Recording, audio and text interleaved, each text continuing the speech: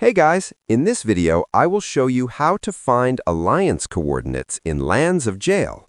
Alright, let's begin. First, open the game and go to your Alliance menu. Once you're inside the Alliance screen, tap on the Territory option. From here, select the Relocate button. This will not teleport you immediately, even if you have a teleporter, because the game will ask for confirmation first.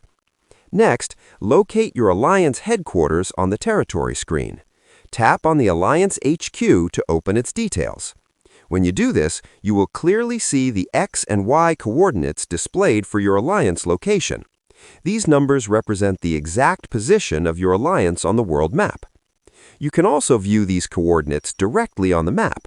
Look at the bottom of the screen where the map coordinates are shown. This makes it easy to confirm your Alliance position or share the coordinates with other members. Using this method, you can quickly identify where your Alliance is located and help teammates relocate or find your territory without confusion. So that's basically how you can find Alliance coordinates in Lands of Jail. That's it for this video. Thanks!